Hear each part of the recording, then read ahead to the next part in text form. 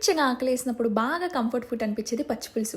వేడి వేడి అన్నంలో కాస్త నెయ్యి తగిలించి ఈ పచ్చిపులుసు వేసుకొని 4 వడియాలతో నంచుకొని తింటే ఉంటుంది. ఆహా! చెప్తుంటేనే ఆకలేస్తుంది. అందుకే వెంటనే వంటగదిలోకి తుర్రుమని పారిపోయాను. దొరికిన కూరగాయలు ఏరుకొని వచ్చాను. టడా! ఈ కూరగాయలకి మంచి స్మోకీ ఫ్లేవర్ ఇద్దామని డైరెక్ట్గా పొయ్యి మీదే కాల్చేశాను.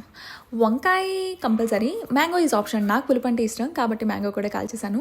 కాల్చిన వీటిని నలుపుతనం పోయే వరకు పూర్తిగా తోమేయాలి. పచ్చిపులుసు పేస్ట్కి అయితే ఇప్పుడు తొక్క తీసిన కూరగాయలు మిక్సీలో వేసాను. మిక్సీలో ఆల్రెడీ చూసినట్లయితే ఉల్లిపాయలు, పచ్చిమిరపకాయలు అలాగే వెల్లుల్లి ఆల్రెడీ ఉన్నాయి. కొంచెం స్పైస్ కోసం నేను మిరియాలు వేసాను. మిరియాలు ప్యూర్లీ ఆప్షనల్, కావాలంటే వేసుకోవచ్చు లేదంటే ఇగ్నోర్ చేయొచ్చు. నా దీన్ని మిక్సీ పడితే డ్రర్ డ్రర్. ఈ పచ్చిపులుసు పేస్ట్ని కట్ చేసిన ఆనియన్స్ అండ్ కొత్తిమీర గిన్నెలో వేసి ఆ పప్పు దినుసుతో కాసేపు కచ్చాబిచ్చ నల్లగొడితే అసలైన అరోమాటిక్ ఫ్లేవర్ ఆఫ్ పచ్చిపులుసు ఏంటంటే తాలింపు. నేను పోపు ఎక్కువ పెడతాను, ఎందుకంటే మనం తిన్న ప్రతి ముద్ద పంటి కింద నలిగే పప్పు ఉంటే పచ్చిపులుసు రుచే వేరు.